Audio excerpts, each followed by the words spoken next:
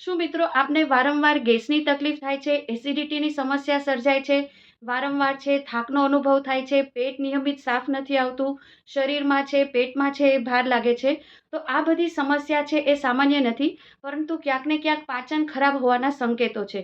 તો આજના વિડીયોમાં આપણે જાણીશું કે કયા એવા સંકેતો છે જે આપણને શરીર આપે છે, તેમજ પાચનને સુધારવા માટેના યોગાસનનો પણ અભ્યાસ કરીશું. તો ચલો વિડીયો તરફ જઈએ. નમસ્કાર, હું છું કાનન. આપણા શરીરનું સ્વાસ્થ્ય છે મોટે ભાગે આપણા પાચન પર આધાર રાખે છે, અને જો આપણું પાચન સારું ન હોય તો શરીરને પૂરતા પોષક તત્વો છે એ મળી શકતા નથી, અને તેને કારણે છે ગેસ, એસિડિટી છે કે પેટને લગતી નાની મોટી તકલીફ છે એ શરૂ થઈ શકે છે. જાણીએ કે કયા એવા સંકેતો છે જેના ઉપરથી ખ્યાલ આવી શકે કે આપણું પાચન છે એ ખરાબ. શરીરમાં વધારે ગેસ બનવો, એસિડિટી, છાતીમાં બળતરા, કબજિયાત અથવા તો નિયમિત પેટ સાફ ના આવે, શરીરમાં છે, પેટમાં છે એ ભાર લાગવો, જમીને તરત પેટ ફૂલવું, વારંવાર તમને ઓડકાર આવે, ભૂખ ઓછી લાગવી, જમ્યા પછી છે ઊંઘ છે, આળસનો અનુભવ થાય, મોઢામાંથી દુર્ગંધ આવે, શરીરમાં થાક અને નબળાઈનો અનુભવ થાય. તો આ કેટલાક એવા મહત્વના લક્ષણો છે, પરંતુ કોઈ એક લક્ષણ પરથી આપણે નિદાન ન કરી શકીએ કે આપણું પાચન ખરાબ છે.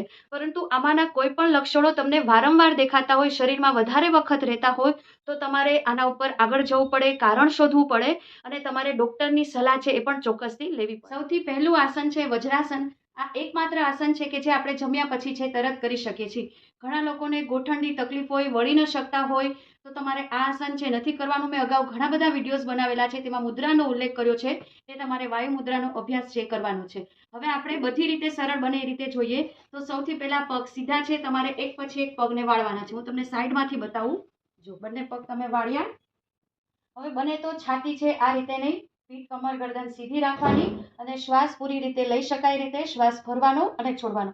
તમારી ક્ષમતા મુજબ છે તમારે તેનો અભ્યાસ કરવાનો છે. હવે ઘણા લોકોને અહીંયા દુખે છે, તો આવી કોઈ ગાદી હોય તેના સપોર્ટથી તમારે આ રીતે પગ વચ્ચે રાખશો તો તમે થોડું વધારે સમય છે બેસી શકશો. પલંગ પર પણ કરી શકાય. ઘણા લોકોને આગળ ગોઠણમાં વાગે છે, તો તમારે આ જ ગાદી છે એ ધીરેથી તમારે તેના ઉપર ગોઠણ રાખવાના. બીજી ગાદી જોઈએ તો તમારે પાછળ રાખવાની, અને આ રીતે તમારે 1 મિનિટથી શરૂઆત કરી તમારી ક્ષમતા મુજબ છે દરરોજ તેનો અભ્યાસ કરો. હવે કરીએ પવન મુક્તાસન. ખાસ કરીને જે લોકોને પેટમાં ભાર લાગવાની, ફૂલેલું રહેવાની સમસ્યા અથવા તો ગેસ વધારે બનતો હોય તે લોકો માટે ખૂબ જ અસરકારક આસન છે. પીઠના બળે સૂઈ જવાનું છે, સોફા ઉપર, પલંગ પર અથવા તો જમીન ઉપર. સિમ્પલ સૂઈને હું ડાબા પગથી બતાવીશ, તમારે બંને પગે કરવાનું છે. કમર દુખતી હોય તો પણ આ રીતે આસન છે તમે કરી શકશો. પેટ ઉપર થોડું દબાણ આવે, તમને તકલીફ ન પડે ત્યાં સુધી તમારે પગને વાળી અને પેટ ઉપર પ્રેશર આવે એટલો લઈ જવાનો છે. હોલ્ડ કરવાનું છે. 1, 2, 3, 4, 5. તમારે આ બંને બાજુ કરવાનું છે. હવે તમને કરી શકો છો, કમર નથી દુખતી તો કઈ રીતે, ધીરેથી તમે આ રીતે કરવાનું, અને અપર બોડી તમારી ક્ષમતા મુજબ જેટલું આગળ તમે જઈ શકો એટલું આગળની તરફ તમારે લઈ આવવાનું છે. હોલ્ડ કરવાનું છે. 5, 4, 3, 2, 1. એકદમ ધીમેથી શ્વાસને છોડો અને રિલેક્સ. હવે કમર દુખે છે તો પણ તમે બંને પગથી કરી શકો. હાથ ન પકડાય તો તમારે ગોઠણ ઉપર હાથ રાખવાના, પકડી શકો તો આ રીતે, અને હોલ્ડ. બસ સિમ્પલ. આ આસનમાં હોલ્ડ કરીએ. 5, 4, 3, 2, 1. ધીમેથી. હવે કરીએ નૌકાસન. પાચન તંત્રને તો મજબૂત બનાવે છે, સાથે જે લોકોને ડાયાબિટીસ હોય તે લોકો માટે પણ ઉપયોગી આસન છે. સુતા સુતા પણ ઊભા થઈને કરી શકો. હું અત્યારે બેઠા બેઠા જ આ આસનને કઈ રીતે કરી શકાય એ બતાવું છું. જે લોકોને કમરની તકલીફ, હરજાની કે નાની મોટી કોઈ તકલીફ હોય, ન થઈ શકે તો આસનને કરવાનો નથી. પહેલા સિંગલ લેગ સાથે કરીએ. જો થોડા પાછળ જવાનું, અને બંને હાથ છે હવામાં, અને જમણો પગ છે ઉપર.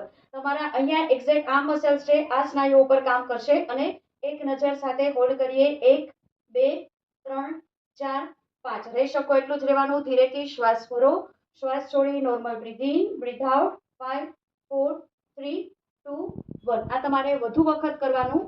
હવે બંને પગથી જો ધીરેથી શ્વાસ ભરો, શ્વાસને છોડો. જેટલું કરી શકો, જેટલા લઈ જઈ શકો એટલા જ. 5, 4, 3, 2, 1. છેલ્લું આસન છે ભુજંગ આસન, જે આપણે પેટના બળે સુવાનું છે અને પેટના સ્નાયુ ઉપર કામ કરશે. ખાસ કરીને જે લોકોને કબજિયાતની તકલીફ રહેતી હોય તે લોકો માટે પણ રામબાણ આસન છે. પોતાની ક્ષમતા મુજબ કરવાનું. આપણે સુઈ જવાનું પેટના બળે, છાતીની બાજુમાં હાથ. અલગ અલગ રીતે બતાવવામાં આવે છે. હું મારા રીતથી બતાવું છું, તમને તમારી રીતથી પણ કરી શકો. પગના પંજા ઊંધા, કપાળ જમીનને ટચ. ધીરે ધીરે તમારી ક્ષમતા. હવે કમર દુખતી હોય તો સિમ્પલ આટલું જ ઉપર આવવાનું, વધારે નહીં આવવાનું. તમને કમર નથી દુખતી તો તમે નાભી જમીન પર રાખી અને આ રીતે ઊભા થઈ શકો.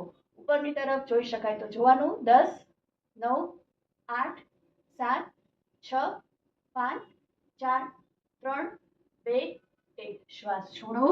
અને પાચન છે એ એક દિવસમાં બગડતું નથી અને એક દિવસમાં સુધરતું પણ નથી, પરંતુ જો આપણે નિયમિત છે યોગ, પ્રાણાયામ, કસરત, પૂરતો સંતુલિત આહાર, નિયમિત ઊંઘ, પૂરતું પાણી પીશું અને સક્રિય જીવનશૈલી અપનાવશું તો જે પણ પેટને લગતી નાની મોટી તકલીફ છે તેમાં તમને 100% છે એ રાહત મળી શકશે.